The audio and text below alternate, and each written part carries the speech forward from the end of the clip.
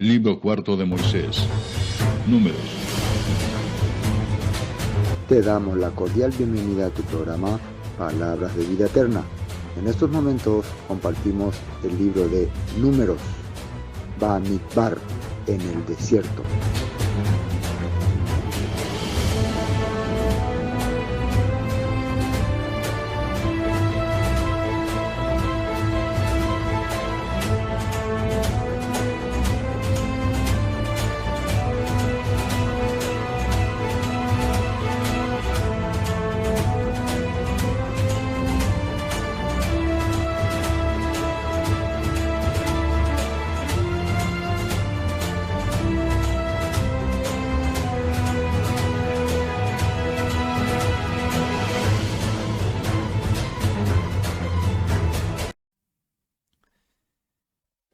Entonces, gracias al Todopoderoso por este tiempo tan especial, porque nosotros a través de la palabra vemos cómo el Eterno nos quiere guiar, nos quiere mostrar eh, los pasos que tenemos que seguir y también nos quiere mostrar el corazón que tenemos que tener para poder, primeramente, vivir una vida digna, ¿no? Una vida correcta, una vida que beneficie a los que están a nuestro alrededor, una vida de luz, de or.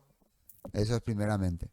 Y segundo, también para que nosotros podamos hacer la voluntad del Todopoderoso, porque nuestra vida es un camino de restauración.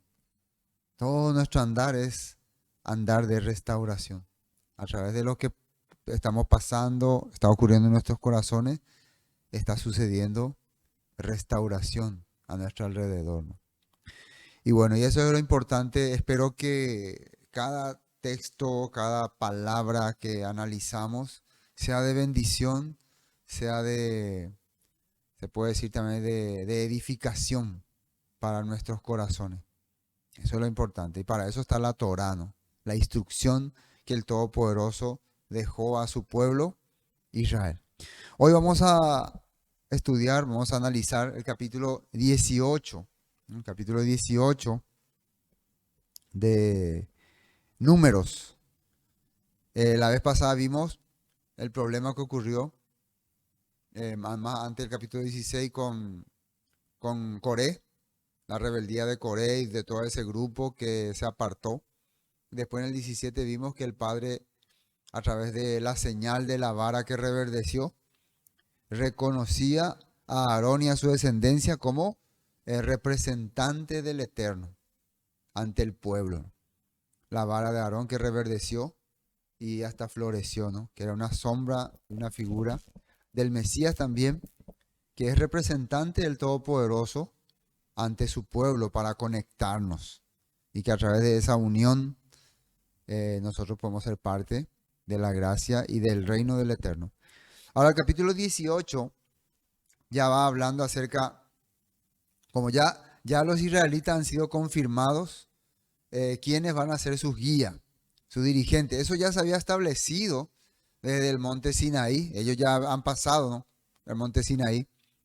Pero hubo todo este problema, toda esta rebeldía, como que la autoridad de los levitas era cuestionada, sobre todo la de Moisés. Entonces el Todopoderoso, ya mostrando esa señal de la vara que reverdeció, ahora nuevamente está estableciendo cuáles son las obligaciones de los levitas y de los coanim. ¿Qué es coanim? Los sacerdotes. Vamos a ver, versículo 1 dice así: El Eterno dijo a Aarón: tú y tus hijos y la casa de tu padre contigo llevaréis el pecado del santuario. Y tú y tus hijos contigo llevaréis el pecado de vuestro sacerdocio. Entonces habíamos visto en el capítulo 17 al terminar que los israelitas ya se sentían inseguros porque ellos pensaban cualquier cosa que fallemos ahora vamos a morir. Había ocurrido últimamente una mortandad de casi 14.000 personas, ¿no? Entonces ellos quedaron con miedo. Ahora somos todos muertos delante del Padre porque no somos perfectos. Entonces salió la voz del Eterno hacia Aarón que a partir de ahora, ya que tú has sido consagrado, ratificado como, ¿cómo se puede decir? Como representante del Todopoderoso ante el pueblo, tú vas a cargar con las culpas de ellos. Tú vas a llevar sus iniquidades. Y tus culpas, tú mismo vas a guardarlas. Vas a cargar la culpa del pueblo, pero tus culpas vos las vas a cargar. Nadie va a cargar tu culpa, así le está diciendo. Entonces, le está dando una gran responsabilidad. Imagínense. Y esto es muy importante lo que la Biblia nos quiere enseñar, nos quiere mostrar. En esta nota, aquí uno dice así. O sea, mira, en la Nueva Traducción Viviente dice: luego el Eterno le dijo a Aarón: tú, tus hijos y tus parientes de la tribu de Leví serán los responsables de cualquier ofensa relacionada con el santuario. Pero solo tú y tus hijos serán los responsables de las faltas relacionadas con el sacerdocio. Todo lo que ocurra dentro de la orden sacerdotal va a ser responsabilidad de Aarón y de sus hijos. Pero todo lo que el pueblo cometa, todos los errores que el pueblo cometa, no va a ser responsabilidad del pueblo.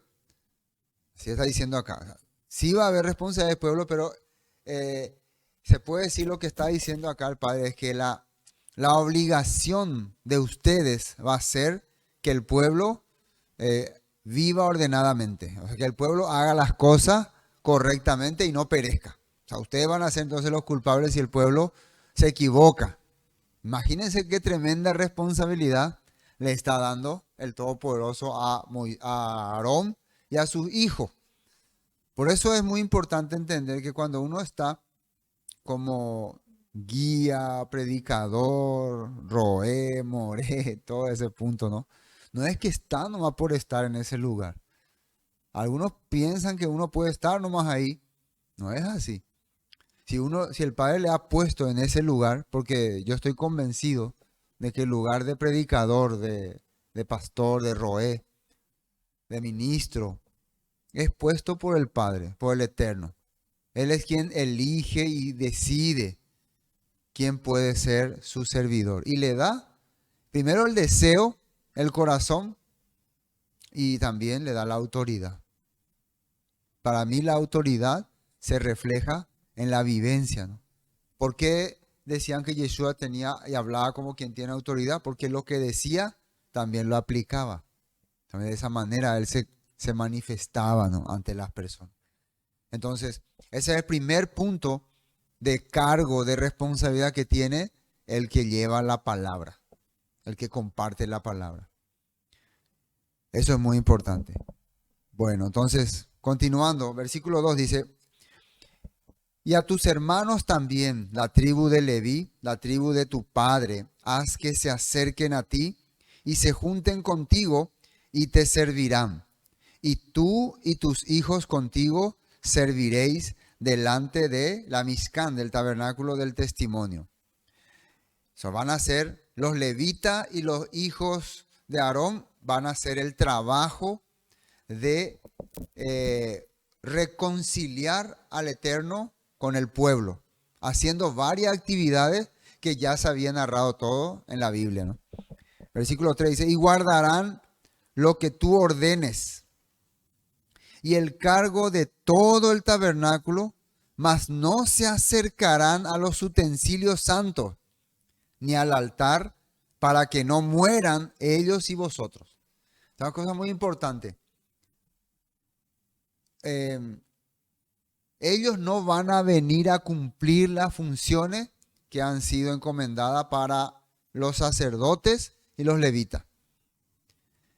Número 1, si un israelita de otra tribu que no sea leví quiere hacer los servicios sacerdotales, según esta palabra, puede morir. Y si un levita le permite, o un sacerdote le permite a un israelita hacer esos servicios, también él puede morir. Cada persona tiene su responsabilidad. Estamos hablando en el tiempo en que el tabernáculo de reunión, la Mizcán, fue establecido, ¿no? ¿Por qué el Padre dictó de esa manera? Porque se necesitaba, ¿no?, la conexión en aquel tiempo entre el Eterno y el pueblo. Y para que vos puedas ser representante del Eterno, tenía que tener leyes estrictas, tenía que tener un peso sobre tu vida. Y eso fue lo que el Padre le dio a Aarón y a sus hijos. Recuerden qué pasó con 2 hijos de Aarón. Murieron, precisamente porque tomaron en poco esa tarea. Murieron.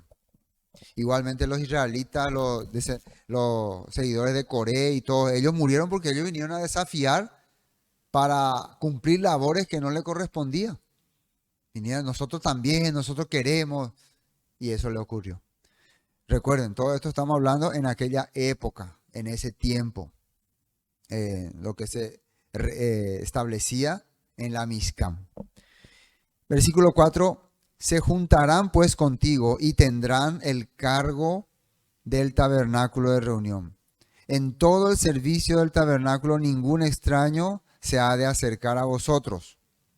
Y tendréis el cuidado del santuario y el cuidado del altar, para que no venga más la ira sobre los hijos de Israel. Acá en esta versión, Nueva Traducción Viviente, el mismo capítulo dice: ustedes realizarán los deberes sagrados dentro del santuario y el altar. Si siguen estas instrucciones, el enojo del Eterno nunca jamás se encenderá contra el pueblo de Israel. Yo mismo escogí a tus hermanos levitas de entre los israelitas para que sean tus ayudantes especiales. Ellos son un regalo para ti, dedicados al Eterno para servir en el tabernáculo. Eso es el 4 y 5, no, el 5 y 6 de Números en una traducción viviente, ¿no?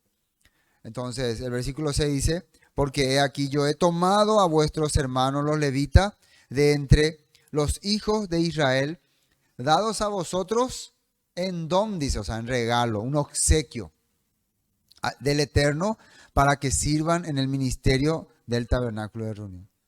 Entonces, desde la perspectiva de la Torah, esto era todo para hacer el cumplimiento de los levitas, ¿no? Pero esto, ¿qué nos está enseñando en nuestro tiempo a nosotros? ¿Qué es lo que nos muestra? Primero, el Padre escoge la persona que va a administrar su palabra y va a guiar su comunidad. La comunidad que se establece, cada comunidad que se establece en diferentes lugares, son comunidades que el Padre establece.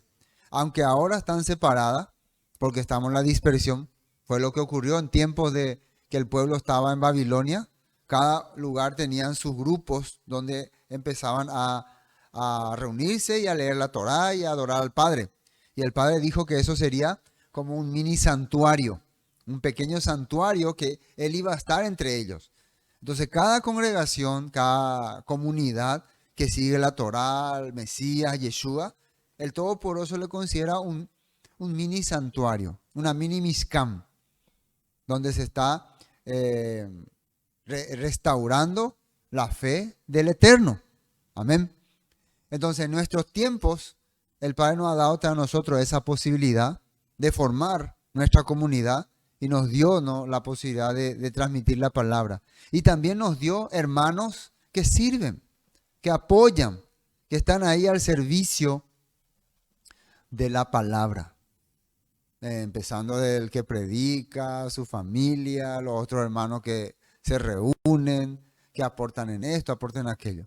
Entonces eso, cuando uno ve el que nosotros podamos tener primeramente un lugar, una comunidad, un guía, unos hermanos, donde podemos compartir la palabra, podemos abrir nuestro corazón, celebrar las fiestas bíblicas, según la Escritura, es un don del Eterno, es un regalo. Aunque hoy en día muchos prefieren quedarse en su casa encerrados, ¿no? Alejarse de todo el mundo. Bueno, esa es la nueva luego moda, ¿no? Distanciamiento, ¿no? Pero ya a algunos espiritualmente ya le había ocurrido eso. Sí, yo sé que en el internet existen, como ahora por ejemplo yo estoy predicando en el internet, ¿no? Muchos que tienen, ¿no? Mucho conocimiento y entendimiento. Y muchas veces es más fácil, ¿no? Recibir guía vía internet, ¿no? Y no está mal, porque la verdad, yo me instruyo mucho por el internet, averiguo muchas cosas, entiendo muchas cosas. Pero yo no cambiaría, 100% les digo, yo no cambiaría el reunirme con los hermanos y quedarme solamente mirando a alguien en una pantalla. Eso yo no cambiaría. Si tengo la posibilidad, claro. Claro, si estoy viviendo en una ciudad lejana, alejado, donde no tengo a nadie, diferente, ¿no? Pero si el Padre me dio una comunidad, un lugar, unos hermanos, yo me sentiría feliz con esa gran bendición. Amén. Eso nosotros podemos ver y sentir. Por eso yo estoy agradecido primero con la familia que tengo, con los hermanos que tengo. Tengo hermanos en Encarnación, hermanos en Quindú, en Carayao, acá, en Laureltí, Limpio, Itagua, ¿cómo era? Cordillera, Don Bernardino, me dice el abogado, ¿no? El otro, Loma Grande, Fran, estamos en Fran. Entonces imagínense, yo tengo, ¿cuántos años tengo yo? 40 y tantos. 40 y tantos. En mis 40 y tantos nunca conocí el pueblo de Fran. Qué bárbaro. ¿Cuántas veces pasé por ahí, para ir a Encarnación, pero nunca conocí el pueblo de Fran? Gracias a que el Padre nos comunicó con el hermano, el Roe Emilio Vázquez. Pudimos ir ahí, pudimos compartir. Eso fue lo más lindo. También con los hermanos de Carayao.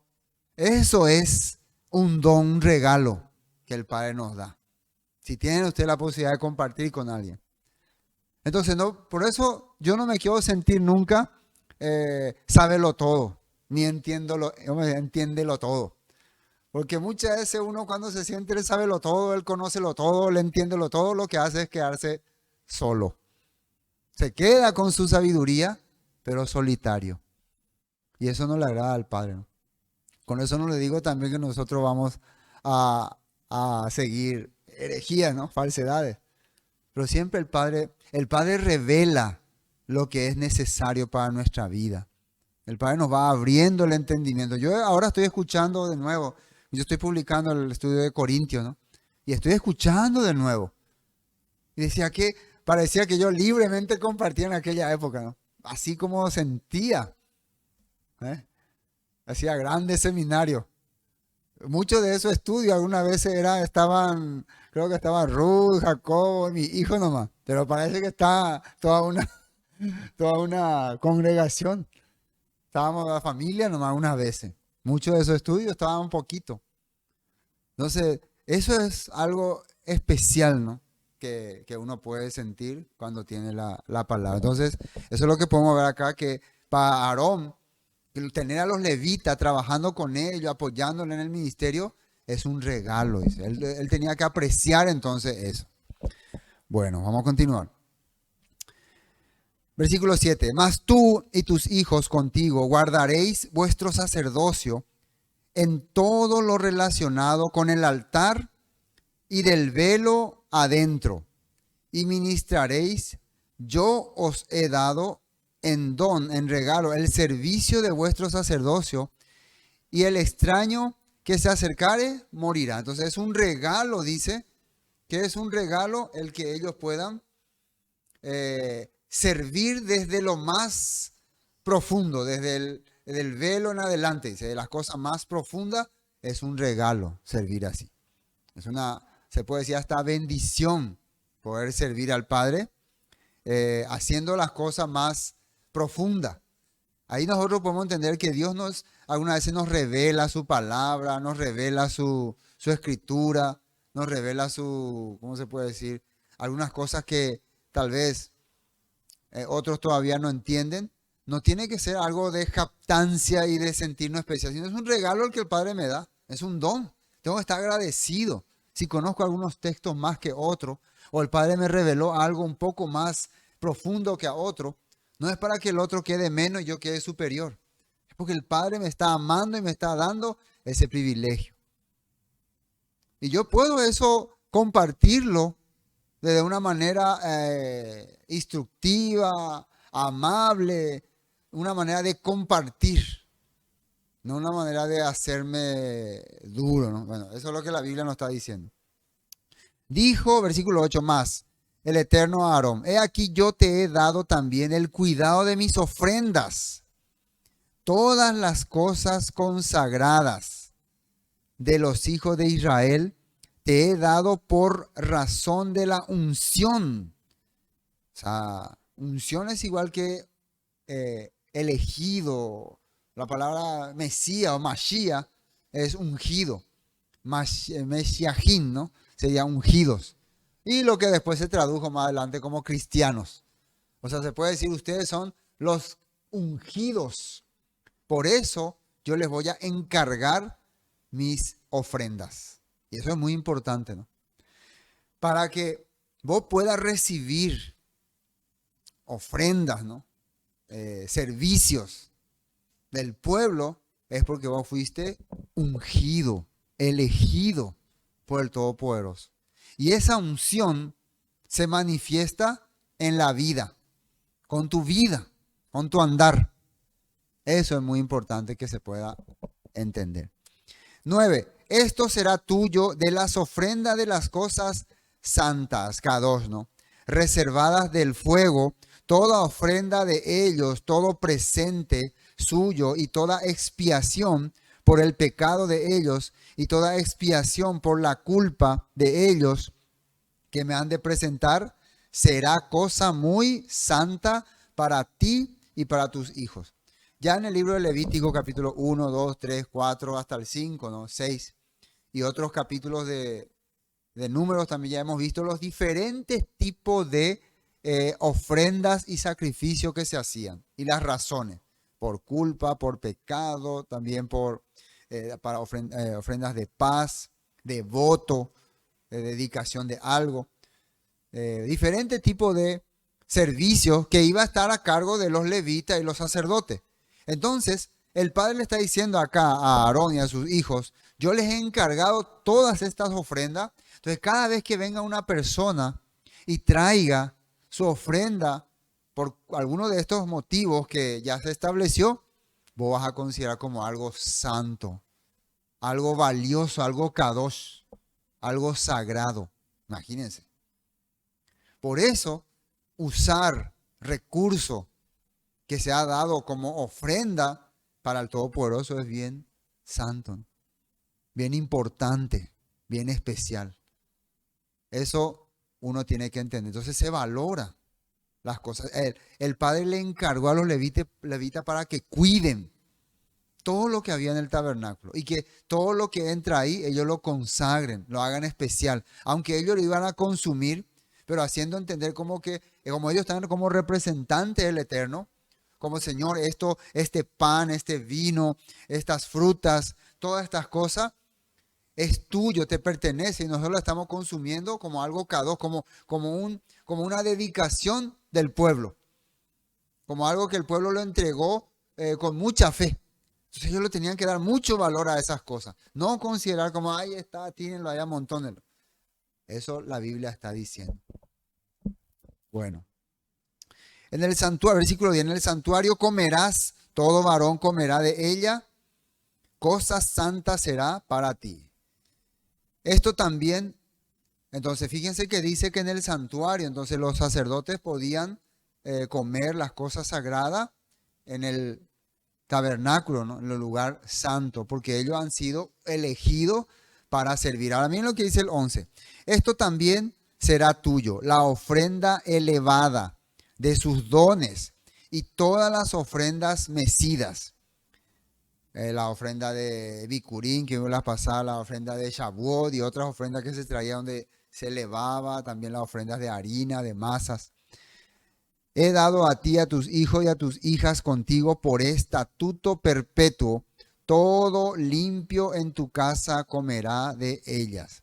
De aceite, de mosto y de trigo, todo lo más escogido, las primicias de ello que presentarán al Eterno, para ti la es dado. O sea, ¿para quién? Para Aarón y su descendencia, ¿no? Entonces el pueblo va a ofrecer a Dios, al Eterno, al Todopoderoso Elohim, y eso lo va a consumir Aarón como una cosa consagrada. Eso es muy importante. Las primicias de todas las cosas de la tierra de ellos, las cuales traerán al Eterno, serán tuyas. Todo limpio en tu casa comerá de ella. Y eso de limpio en tu casa, ya habíamos visto la pasada, cómo es que uno quedaba impuro, en el caso de los Coanín también, ¿no? Todo lo consagrado por voto en Israel será tuyo. Ese voto es alguna ofrenda voluntaria. Alguien trae algo voluntario, va a ser para el sacerdote. Suena como, entonces el sacerdote va a vivir bien, ¿no? Le van a traer todas las cosas, ¿no? Pero ¿por qué eso era? ¿Por qué al sacerdote le tenían que traer todas las cosas? ¿Qué se cree el sacerdote para que le traigan a él y a su hijo? Acá en el tiempo de Aarón, sus hijos eran 2 hijos nomás tenían, ¿no? Y Aarón y sus 2 hijos, porque Nadab y Abiú murieron. Pero después ellos se multiplicarían y serían muchos. La familia de los sacerdotes serían muchos después. Tendrían nietos, bisnietos, tataranietos, se multiplicarían. Entonces sería una familia grande de sacerdotes. Entonces el padre ya estaba previendo cómo ellos iban a sustentarse. Pero la pregunta es, ¿por qué yo como pueblo tengo que llevarle eso a él? ¿Por qué? Porque recuerden que Coré se había rebelado contra el sacerdocio de Aarón. ¿Por qué nosotros tenemos que obedecerte? ¿Por qué tenemos que hacer las cosas para vos? Algo así, ¿no? Y esa es la queja de muchas personas muchas veces. Y muchas veces sus quejas son justificadas porque hoy en día la cristiandad, la tradición cristiana, ha hecho que esto se haya manipulado y se use de una mala manera. Que el servicio que se hace a las iglesias se ha usado para enriquecer a algunos pocos, a los líderes. Y los líderes viven de lujo con las ofrendas y diezmos de las personas, ¿no? Y muchas veces se atribuye a que acá está escrito así, tienen que traerme todo. Por eso es importante saber por qué los israelitas tenían que tener ese corazón para dar para los sacerdotes. Y también vamos a ver quién realmente es lo que tenía que dar las cosas a los sacerdotes. Recuerden que todas las ofrendas iban a traerse a los levitas. Dice 14, ¿no? Toda la cosa consagrada por voto en Israel será tuyo. Ese voto es todas las cosas voluntarias. Todo lo que abre matriz de toda carne que ofrecerán al Eterno, así de hombres como de animales, será tuyo. Pero harás que se redima al primogénito del hombre, también harás redimir al primogénito de animal inmundo. Entonces hasta los animales, los primeros, tenían que ser consagrados y llevados para los sacerdotes. Hasta las personas que nacían primero. Por eso no es que uno le llevaba a la persona. En el caso de, ¿cómo se llama? Ana, sí le ofreció a su hijo, ¿no? Samuel, para que haga servicio en el tabernáculo. Pero ¿qué es lo que hacían normalmente aquella época las personas? Redimían a sus hijos, ¿no? Iban y redimían a sus hijos primogénito con un cordero o también pagaban. Y también animales inmundos como el asno, ¿no? Como el asno. Bueno, eso ya vimos todo en otros textos. Entonces, todo eso para el sacerdote. De un mes harás efectuar el rescate de ellos conforme a tu estimación por el precio de 5 ciclos, conforme al ciclo del santuario, que es de 20 geras. Ya habíamos hablado de este punto, ¿no? La redención por 20 ciclos, ¿no? Ciclo del santuario, ¿no? Eso ya está también en nuestros estudios anteriores. Era un precio que se pagaba por las personas que se iba a redimir, por algunos primogénitos, para completar el cupo. ¿Se acuerdan que faltaba un cupo, no? Completar. 17. Más el primogénito de vaca, el primogénito de oveja y el primogénito de cabra no redimirás. Santificados son. La sangre de ellos rociarás sobre el altar y quemarás la grosura de ellos, ofrenda encendida en olor grato al Eterno. Y la carne de ellos será tuya, como el pecho, la ofrenda mecida y como la espaldilla derecha será tuya. Todas las ofrendas elevadas de las cosas santas que los hijos de Israel ofrecían al Eterno, las he dado para ti y para tus hijos y para tus hijas contigo, por estatuto perpetuo, pacto de sal. Este pacto de sal significa que es una ordenanza constante, que siempre va a estar vigente. Pero hay que entender una cosa: si va a estar siempre vigente, también tenía que estar siempre vigente los levitas, el tabernáculo, el templo. Quiere decir que al no estar los levitas, al no estar el tabernáculo, no estar el templo, por más que esta ordenanza está vigente, pero ya hay otras características que vamos a ver después, que se va a explicar después. El estatuto perpetuo es de delante del Eterno para ti y para tu descendencia contigo. 20. Y el Eterno dijo a Aarón: de la tierra de ellos no tendrás heredad, ni entre ellos tendrás parte. Yo soy tu parte y tu heredad en medio de los hijos de Israel. O sea, los descendientes de Aarón y los levitas no iban a tener una propiedad que le pertenezca a ellos, pero sí tenían sus ciudades. Hay que entender muy bien que lo que acá está hablando, que ellos no iban a tener un territorio delimitado como la tierra de los levitas. Ellos iban a estar por todo el territorio. Ellos iban a estar esparcidos por el norte, por el centro y por el sur, con ciudades que después vamos a ver que se van a llamar las famosas ciudades de refugio, que iban a ser ciudades de sacerdotes, ciudades de levitas. Y ellos iban a ser sustentados por el pueblo. En cada región el pueblo les iba a llevar sus diezmos, sus ofrendas a los levitas. Eso se llama, el Todopoderoso está llamando como que yo soy tu heredad. O sea, el Padre está representado por el pueblo. O sea, que el pueblo es su heredad. Entonces, un servidor, se puede decir que cuando dice el Padre es quien me sustenta, el Padre es quien me guía, eso dice porque el Padre se manifiesta en la comunidad. No sé si me entienden. El Padre trabaja a través de la comunidad. Yeshua decía en la escritura que Pablo decía, el apóstol Pablo, que Yeshua es la cabeza de la congregación y la congregación es su cuerpo. Y el cuerpo es el que se manifiesta, el que actúa. Entonces el Todopoderoso le pone a los levitas como representantes suyos y el pueblo es su cuerpo, lo que se manifiesta. Por eso le dice, cuando el pueblo se manifieste, ustedes van a notar que yo estoy trabajando a su favor de ustedes. Que yo le estoy guiando, porque el pueblo va a venir y los va a consagrar. Eso es muy importante, ¿no? Bueno, 21. Y aquí yo he dado a los hijos de Leví todos los diezmos en Israel, por heredad, por su ministerio, por cuanto ellos sirven en el ministerio del tabernáculo de reunión, de la Mishkan. Ahora, ¿por qué Aarón y sus hijos? ¿Por qué los levitas reciben los diezmos? ¿Qué es el diezmo? Ya nosotros cuando estudiamos una vez, no sé si Malaquías, hablamos del dato histórico de los diezmos, ¿no? Era un monto que se le daba a las autoridades, especialmente a los reyes, para primero solventar el reino. Y segundo, aunque tal vez el reino no necesite el diezmo de nadie, tal vez tenga mucho dinero, para mostrar obediencia. O, ¿cómo se dice? Sumisión.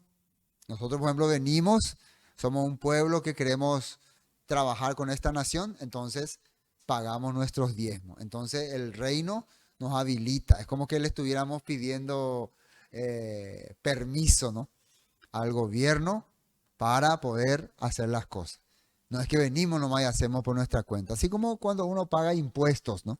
Cuando uno paga impuestos es porque uno está cumpliendo las leyes que establece el gobierno. Por eso siempre se habla de las mercaderías de contrabando, que se trae sin pagar impuestos. Entonces, por eso es un delito, como que vos estuvieras haciendo algo en contra del gobierno, contra de la ley. Bueno, eso era el diezmo en la antigüedad. Entonces, eso también acá estaba el Padre estableciendo como manera de que el pueblo pueda sustentar a los levitas y los levitas sustentarlos sirviendo en el tabernáculo. Porque el tabernáculo sería la fuente de manifestación del Eterno para ellos. Realmente el líder verdadero es el Todopoderoso. Pero a través de la acción, del servicio, del trabajo que iban a hacer los levitas, las ordenanzas del Padre iba a llegar al pueblo. Eso es muy importante, ¿no? Entonces ellos no es que le iban a dar los diezmos a los levitas pensando que los levitas son los superiores, sino que al Todopoderoso le están dando. A Él le están rindiendo sumisión, o ¿cómo se puede decir? Están sumisos bajo su autoridad. Están reconociendo la autoridad del Eterno. Eso era entregar los diezmos. Y los diezmos se refería a toda la producción que ellos tenían en aquella época. Todo lo que se traía porque era para sustentar a los levitas. Vamos a ver esta nota 21. Dice Nueva Traducción Viviente. Dice así.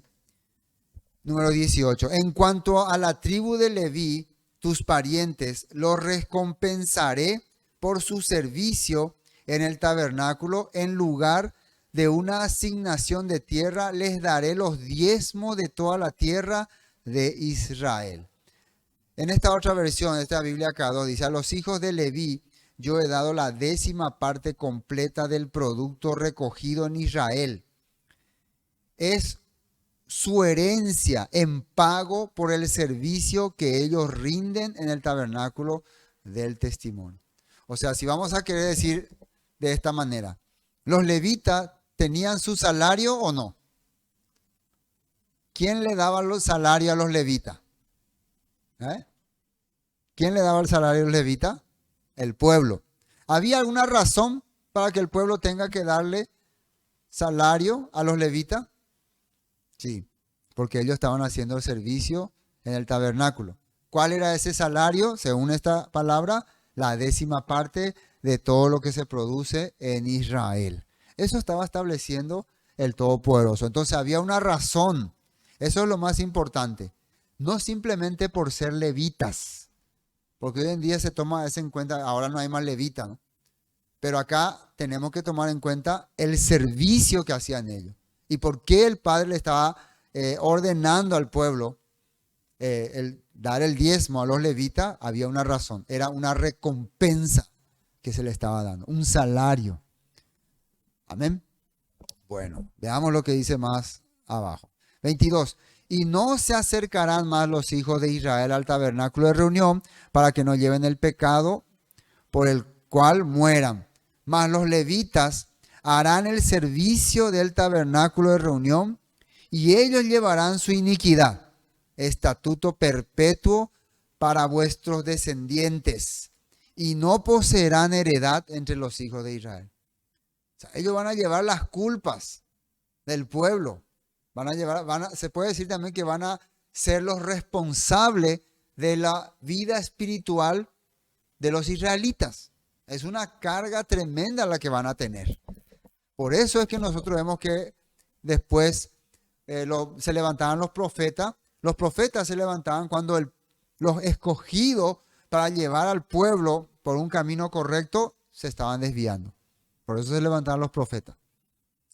El profeta Isaías, el profeta Jeremías, reclamaban que los sacerdotes, los levitas, no estaban cumpliendo sus funciones como el Padre les estableció. Al contrario, estaban actuando de una manera opuesta. Y eso traería tragedia al pueblo. Por eso la labor de los sacerdotes y levitas era importante.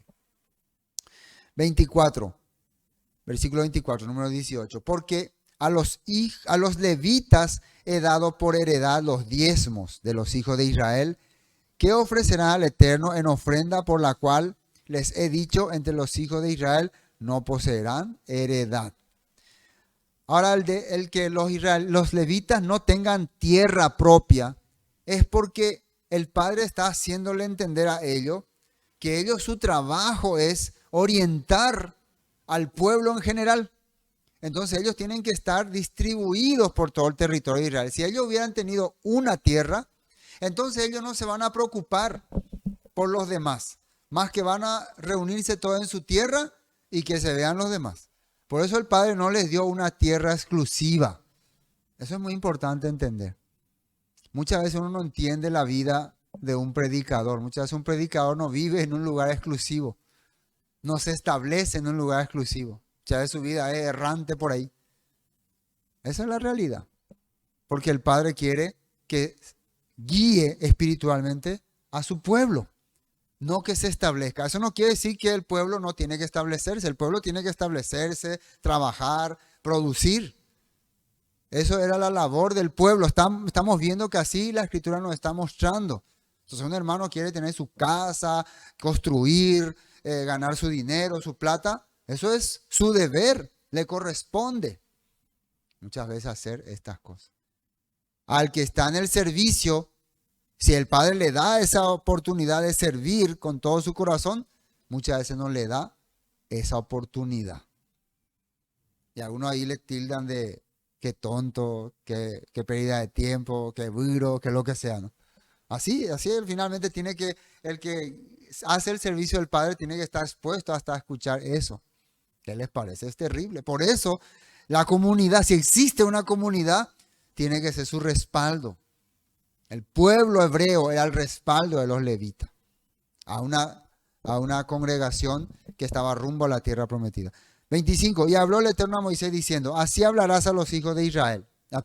Así hablará a los levitas y le dirás, cuando toméis a los hijos de Israel, cuando toméis de los hijos de Israel los diezmos que os he dado de ellos por vuestra heredad, vosotros presentaréis de ellos en ofrenda mecida al Eterno el diezmo de los diezmos. O sea, ahora se le está diciendo a los levitas, a todos los levitas en general, que ellos cuando reciban los diezmos del pueblo de Israel, para su sustento, ellos también, como para ser parte también del servicio al Eterno, van a dar de eso que reciben una décima parte al Todopoderoso. ¿Y a quién le iban a dar? Al sacerdote, a Aarón. Por eso Aarón y su familia iban a vivir de los diezmos que los levitas recibieron. O sea, del diezmo de los diezmos. Para vivir. Otra cosa eran las ofrendas, los sacrificios. Eso era otra cosa. No sé si me captan, ¿no? El diezmo es toda tu cosecha. Vos el 10% llevar y le entregar a los levitas. Y los levitas otra vez van a quitar de lo que le entregaron, la décima parte, y entregarle a los sacerdotes. Sí, uno diría sería poco, sería mucho, no sabemos. Depende de cómo sea la producción de ese tiempo. Pero eso, como les digo, uno pensaría, pero muchas cosas ya, pero los levitas en el tiempo de, primero estas leyes empezarían a aplicarse una vez que estén en la tierra. Una vez que estén ahí, se van a aplicar. Acá dicen esta nota, número 18:26, nueva traducción viviente, dice así. Da la siguiente instrucción a los levitas. Cuando reciban de los israelitas los diezmos que les he asignado como su porción, entreguen una décima parte de ellos, un diezmo de los diezmos al Eterno como ofrenda sagrada.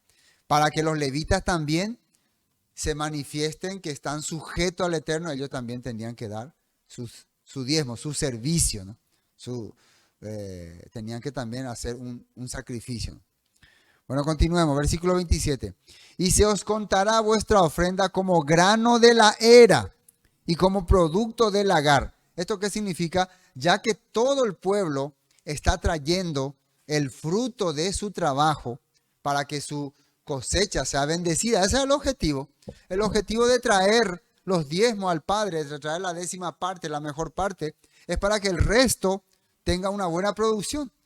Esa era la promesa, esa era la esperanza. Entonces el levita no tenía nada que ofrecer, entonces él recibía esos diezmos y él iba y de eso otra vez daba la décima parte como su producto también, para que también su vida tenga bendición. Así el Padre les explicaba a ellos en aquel tiempo. Eso ellos lo tenían como algo especial, como una parte de su vida, de su entendimiento. No era una carga para ellos. Así ofreceréis también vosotros ofrenda al Eterno de todos vuestros diezmos que recibáis de los hijos de Israel, y daréis de ellos ofrenda al Eterno al sacerdote Aarón. A Aarón se le iba a dar a su descendencia, claro. De todos vuestros dones, a regalo, ofreceréis toda ofrenda al Eterno, de todo lo mejor de ellos. Ofreceréis la porción que ha de ser consagrada. Y les dirás, cuando ofreciereis lo mejor de ellos, será contado a los levitas como producto de la era y como producto del lagar. Entonces, cuando Aarón reciba el diezmo de los levitas, diezmo de los diezmos, va a ser como si los levitas hubieran también trabajado, se hubieran también esforzado y estuvieran ofreciendo al Padre lo mejor de su trabajo. Así va a recibir Aarón. Entonces ellos también van a tener se puede decir, esa bendición de decir, nosotros también traemos lo mejor de nuestro esfuerzo, aunque su esfuerzo de ellos era servir en el tabernáculo. Pero eso es muy importante. 31. Y lo comeréis en cualquier lugar, vosotros y vuestra familia, pues es vuestra remuneración por vuestro ministerio en el tabernáculo de reunión. Eso le está diciendo a Aarón y a su descendencia. Eso va a ser su comida, su alimento. Miren lo que dice esta nota.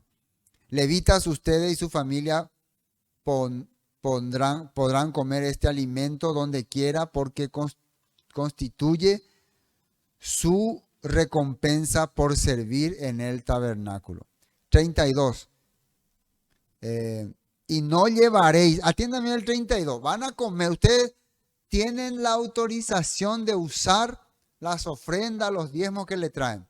Entonces uno hoy en día, de tanta mala interpretación, muchas veces algunas personas al recibir la ofrenda, los diezmos, piensa que si yo consumo o uso esto, estoy como robando, porque a uno le tratan así, ¿no? A los predicadores se les trata de ladrón, roba al pueblo. La verdad, muchas de las personas que hablan así, se le entiende. No es que hablan muchas veces descabelladamente, ¿no? Porque es cierto, existen muchísimos, lastimosamente, líderes, guiadores que utilizan la palabra para sacarle dinero a las personas, para enriquecerse, para mantener sus estructuras. Esa es la realidad, pero no son todos así. Por eso el que juzga y critica tiene que tener en cuenta ese punto. Es como decir todos los policías son ladrones, todos los médicos son sinvergüenza, es falso. Imagínense que yo tengo muchos amigos policías y puedo decir todos los policías son ladrones. Entonces, como por mis amigos y todo estoy diciendo, ¿no? Tengo amigos militares, amigos, compañeros doctores, todos los doctores son sinvergüenza. No.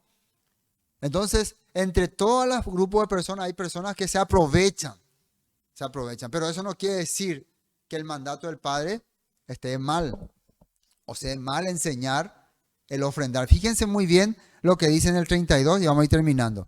Y no llevaréis pecado por ello cuando hubiereis ofrecido la mejor parte de él y no contaminaréis las cosas santas de los hijos de Israel y no moriréis.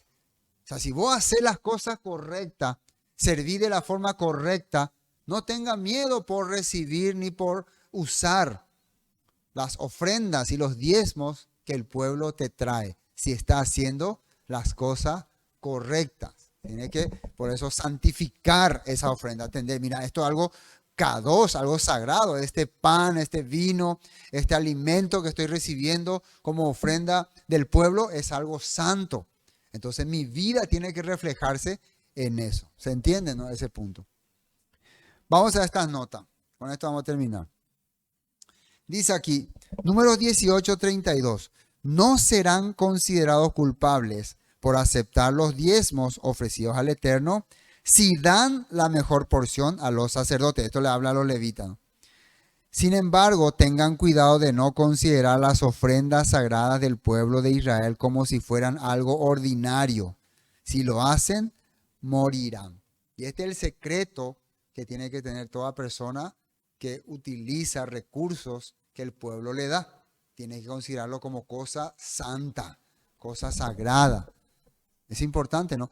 Si yo, por ejemplo, considero las cosas que los hermanos dan para la congregación como sagrado, ¿cómo debería de considerarle a los hermanos? Como más sagrado, ¿no? O sus cosas, las cosas que dan son sagradas, pero ellos no. Claro que no, ¿no? Por eso se le está haciendo entender a los levitas. Ustedes tienen que valorar la vida de esas personas, porque esas personas están haciendo, o sea, dándole a ustedes su sustento. Y ese sustento está viniendo porque ustedes son mis representantes. Entiendan esto siempre. Eso lo está haciendo entender a los levitas. Valoren a las personas. Valoren a las personas que están sirviendo en el nombre del Eterno sus vidas. Eso es muy importante. Ahora, diremos una cosa muy importante. Con esto voy a definir. Los diezmos de los levitas en este tiempo, es cierto, no existen más un grupo organizado llamado los levitas, ni el sacerdocio de Aarón no está más. Entonces, ¿cómo yo puedo llevar los diezmos si ya no hay templo, ya no hay tabernáculo, ya no hay levita? Por eso, nosotros no tenemos que fijarnos en este mandamiento, en el problema de que ya no están los levitas, ya no están el templo, ya no está el tabernáculo, sino si está todavía los que están haciendo el servicio al Todopoderoso. Y por eso la Torah nos muestra que ya antes de que existieran los levitas, existía ya la práctica de servir. Y eso tenía que salir del corazón. De servir cuando el Todopoderoso se manifestaba en tu vida. Y ese servicio muchas veces estaba reflejado en lo que hoy se llama el diezmo, la 10ª parte, que era algo que se practicaba en aquella época. Dice así, Génesis 14, 17. Después de que Abraham regresó de la victoria sobre el rey Kedorlaomer y todos sus aliados, el rey de Sodoma salió a encontrarse con él en el valle de Sabe, que es el valle del rey. Y acá aparece un personaje, Melquisedec, versículo 18, que dice que es rey de Salem, sacerdote de Elohim, del Elohim Altísimo. Le llevó pan y vino, una manera de hacer un tipo pacto, un tipo acuerdo en aquella época, a Abraham. Melquisedec bendijo a Abraham con la siguiente bendición. Bendito sea Abraham por Elohim Altísimo, creador de los cielos y la tierra. Y bendito sea Elohim Altísimo, que derrotó a sus enemigos por ti. Luego Abraham dio a Melquisedec una 10ª parte, o sea, el diezmo, en hebreo se dice maser, de todos los bienes que había recuperado.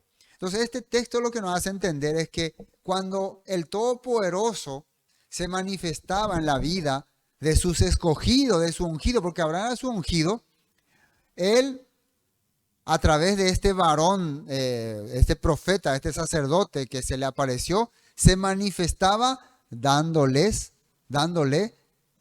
la 10ª parte. ¿Por qué le daría a Abraham a una persona, a un personaje que aparece ahí haciendo todo este ritual de pan y vino, la 10ª parte? Porque era un servidor del Eterno. Porque él estaba viniendo en el nombre del Todopoderoso. Él estaba haciendo entender, Elohim estuvo contigo, estará contigo, por eso derrotaste a estos enemigos. Estos eran enemigos de Elohim y tú lo derrotaste. Ese era un hombre que estaba conectado con el Eterno, era Melquisedec, sacerdote de Elohim, dice. Entonces, en el corazón de Abraham, ¿qué nació? Hacer servirle. Nació servirle. En ese momento no había como una regla, ¿no? Pero ellos ya sabían eso. Nosotros siempre cuando vemos estas cosas nos parece que, pero ¿dónde está? ¿Dónde está? Pero ya sé, esto ya era una práctica en aquel tiempo. Yo tengo ese deseo de servir y le dio la 10ª parte. Pero hay otra parte también, acá en Génesis 28, 20. Luego Jacob hizo el siguiente voto. Esto es un tipo de servicio que nace de vos voluntario. Vos te decidí. Puede decir como una carta de promesa, una promesa. Si Elohim en verdad está conmigo y me protege en este viaje, y si Él me provee de comida y de ropa, y si yo regreso sano y salvo a la casa de mi padre, entonces el Eterno ciertamente será mi Elohim. Imagínense lo que está diciendo Jacob. Él será la fuerza que me guía. El Elohim de mi padre Abraham y de mi abuelo Abraham, de mi padre Isaac, van a ser también los que me guíen. Van a ser también los que iluminen mi vida. Si yo salgo de esta. Está haciendo como un voto, una promesa. Y esta piedra que levanté como columna conmemorativa será un lugar de adoración a Elohim. Y yo le daré a Elohim una 10ª parte maser de todo lo que Él me dé. En aquella época era costumbre establecer lugares sagrados colocando piedras. No es que, hay que entender que para ellos eso representaba como fortaleza, como poder. Después eso se fue cambiando ya en ídolos, haciendo ídolos, dando forma, dando imágenes. Entonces ellos creían que en esa piedra se manifestaba el poder del Padre, el poder del Eterno. Entonces este va a ser como testimonio. Y voy a dar mi macer, la 10ª parte de todo lo que el Padre me dé, voy a dedicarlo para servir su nombre, dice. No sabemos de qué manera, no sabemos si va a darlo a una escuela de profeta o de sacerdote, no sabemos. Pero va a usar la 10ª parte de sus bienes para dedicarse al servicio del Eterno. Así está hablando aquí. Bueno, entonces eso vimos que era antes de Leví, antes que se establezca el mandato a los levitas. Entonces lo que en tiempo de los levitas se le atribuye a ellos era algo que ya era una práctica que en la Torá, en Génesis, aparece por manifestaciones de la fe, del corazón, del deseo de servir. Y ahora en el caso de los levitas, eso se puso como ordenanza, como ley. Pero claro, para que una ley tenga poder en tu vida, tiene que salir también del corazón. Si salía como por obligación, no valían, o sea, no era digno. Aunque igual algo tenía que dar, porque era la manera que iban a ser sustentados los levitas. Y nosotros sabemos en el libro de Jueces dice que el pueblo no cumplió con este mandato y hubo mucho caos. Una de las frases de Jueces, ¿cuál es? Cada quien hacía lo que quería, dice. Y había mucho desorden y masacre. Ahora miren lo que el apóstol Pablo habla, tomando en cuenta el tener el deseo de servir. Pero mírenlo cómo él habla. Él había dedicado su vida al servicio de la palabra, pero a pesar de eso, él no exigía a nadie, pero tenía que enseñarles algo que tenían que saber. Primer libro de Corintios, capítulo 9, versículo 13. ¿No se dan cuenta de que los que trabajan en el templo, está hablando de los levitas, obtienen sus alimentos de las ofrendas que se llevan al templo? Quiere decir que hasta en tiempos del apóstol Pablo todavía se estaban llevando las ofrendas al templo. Los levitas todavía estaban siendo sustentados por el pueblo a través de la ofrenda, porque todavía estaba el templo. Y los que sirven en el altar, o sea, los sacerdotes, reciben una porción de lo que se ofrece como sacrificio. Esto él está explicando que se hacía según la ley y se seguía practicando. Ahora, lo referente a su ministerio. Del mismo modo, dice, el maestro Yeshua ordenó, y esto le ordenó esto habló cuando le envió a sus apóstoles para que vayan y lleven las buenas nuevas, ¿no? Vayan y no lleven más de esto, a una casa lleguen, si la atiendan, digan paz, y el obrero es digno de su salario. Del mismo modo, el maestro Yeshua ordenó que los que predican la buena noticia, o sea, la Besorá, sean sostenidos por los que reciben el beneficio del mensaje. ¿Eso quién ordenó? El Mesías. Pero fíjense una cosa, que Pablo está comparando las ofrendas y los diezmos que se le da a los levitas en el templo en ese tiempo con lo que el Mesías pidió que se haga por el que iba a llevar el mensaje de restauración. Pero ¿cómo se haría esto ya en el tiempo de Yeshua? Si esto ya no estaría más como antes, como los levitas, el templo, ya no hay, entonces ya no se puede establecer como una ley obligatoria, porque para que sea una ley obligatoria tiene que haber tabernáculo, o templo, ¿no? Y tienen que estar los levitas, pero ya no están los levitas. ¿Cómo entonces se pondría en práctica esto? Como en los tiempos de Abraham, de Jacob. Tiene que ser una decisión de cada persona. Tiene que salir de su corazón. Y eso es lo que Pablo está hablando acá.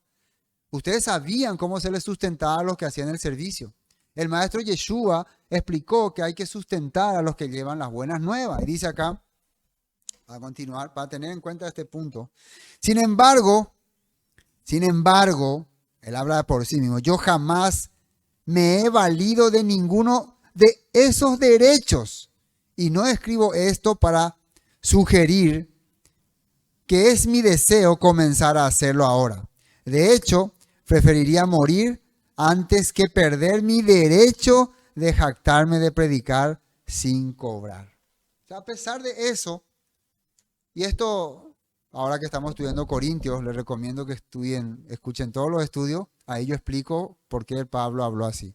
Porque había un problema ahí en Corintios, ¿no? Había la iglesia de Corintios, ya voy a decir todo, ¿no? Era una iglesia muy supuestamente avanzada espiritualmente, pero muy retrasada en lo que se trata de servir.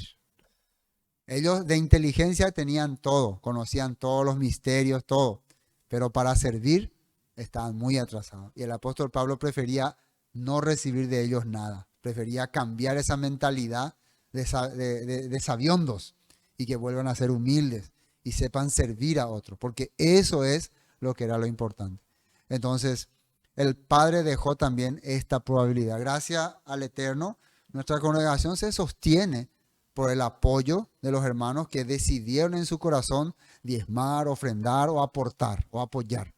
Eso sale del corazón y eso se practicó en la antigüedad. Y eso es la manera que el Padre estableció para que se pueda sostener la congregación, a los que viven de la palabra, ¿no? Y eso es muy importante, ¿no? No solamente en este punto, sino en todos los lugares. En cualquier lugar donde está alguien que está dedicando su vida al servicio de la palabra, su tiempo, su fuerza, su energía, porque esto contribuye tiempo y energía. Entonces el pueblo, si nace en su corazón, le sirve, le ofrenda. Pone, como hizo Jacob, un voto. Voy a servir, voy a ofrendar, voy a diezmar. Y lo hace, como dice el apóstol Pablo, con corazón alegre. Esto es el servicio para los levitas. Y están las responsabilidades de los servidores. Cada ofrenda, cada donación que llega, tiene que ser considerado como algo kadosh. Quiere decir que mi vida, cuando yo estoy usando algo que el pueblo lo ofrendó al Padre, entonces mi vida no puede ser una vida de desperdicio, de derroche, de delirio, de pecado. Imagínense, ¿cómo podría ser así? Tiene que ser una vida consagrada, porque las cosas que uno está usando son cosas que se ha consagrado al Padre, que se ha dedicado para el Padre. Por eso es muy importante ese tema. Amén. Entonces, hoy hasta aquí vamos a compartir. Shalom.